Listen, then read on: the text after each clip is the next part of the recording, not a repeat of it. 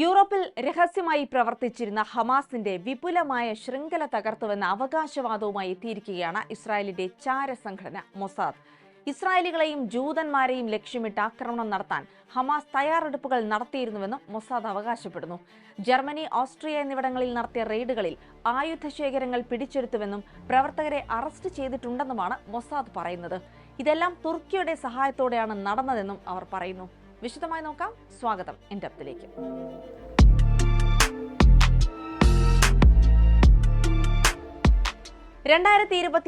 November 19 Israel പ്രധാനമന്ത്രിയുടെ ഓഫീസാണ് ഔദ്യോഗിക പ്രസ്താവന പുറപ്പെടുവിക്കുന്നത്. യൂറോപ്പിൽ ഇസ്രായേലികളെയും ജൂതന്മാരെയും ലക്ഷ്യമിട്ട് രഹസ്യമായി പ്രവർത്തിച്ചിരുന്ന ഹമാസ് ശൃംഖല മൊസാദ് തകർത്തിരിക്കുന്നു എന്നായിരുന്നു അതിലെ അവകാശവാദം. ഹമാസ് ഒക്ടോപ്പസ് എന്ന മൊസാദ് വിളിക്കുന്ന ഈ ശൃംഖല ആക്രമണങ്ങൾ നടത്താൻ സജ്ജമായിരുന്നുവെന്നും യൂറോപ്പിന്റെ വിവിധ ഭാഗങ്ങളിൽ സെല്ലുകൾ സ്ഥാപിച്ചിരുന്നുവെന്നും പ്രസ്താവനയിൽ ആരോപണമുണ്ടായിരുന്നു. ഹമാസ് കേന്ദ്ര നേതൃത്വത്തിന്റെ അനുമതിക്കായാണ് അവർ കാത്തിരുന്നത് എന്നാണ് മൊസാദ് പറയുന്നത്.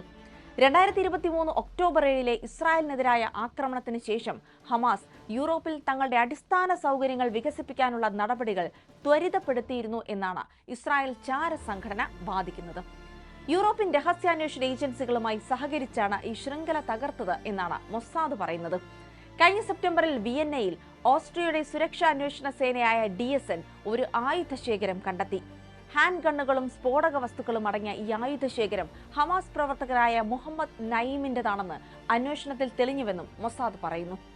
ഹമാസ് പൊളിറ്റിക്കൽ ബ്യൂറോ സീനിയർ അംഗം ഖാസിം നയീമിന്റെ മകനാണ് മുഹമ്മദ് നയീം. സെപ്റ്റംബറിൽ മുഹമ്മദ് നയീം ഖത്തറിലെത്തി പിതാവിനെ കണ്ടിരുന്നുവെന്നും ഈ കൂടിക്കാഴ്ച യൂറോപ്പിലെ പ്രവർത്തനങ്ങൾക്ക് ഖത്തറിലെ ഹമാസ് നേതൃത്വം അംഗീകാരം നൽകിയതിന്റെ സൂചനയാണെന്നാണ് മൊസാദ് പക്ഷം. ഹമാസ് നേതാക്കൾ പുറത്ത് പ്രവർത്തനങ്ങൾ നടത്തുന്നില്ലെന്ന് നിഷേധിക്കുന്നുണ്ടെങ്കിലും അതിന് വിരുദ്ധമായ കാര്യങ്ങളാണ് നടക്കുന്നതെന്നും ആരോപിക്കുന്നുണ്ട് മൊസാദ്.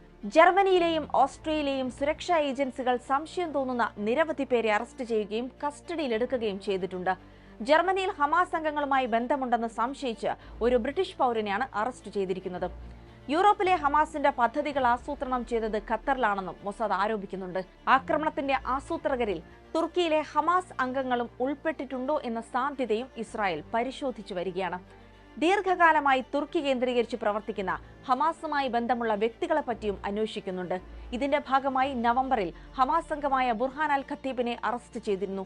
ഇയാൾ മുൻപ് തുർക്കിയിൽ ഹമാസുമായി ബന്ധപ്പെട്ട് സജീവമായി പ്രവർത്തിച്ചിരുന്ന ആളായിരുന്നു എന്നാണ് വിവരം. ഖത്തറും തുർക്കിയും ഹമാസിന്റെ ആഗോള ശൃംഖലയുടെ കേന്ദ്രമായി പ്രവർത്തിക്കുകയാണെന്നും ആരോപിക്കുന്നുണ്ട് ഇസ്രായേലിന്റെ ചാരസംഘടന.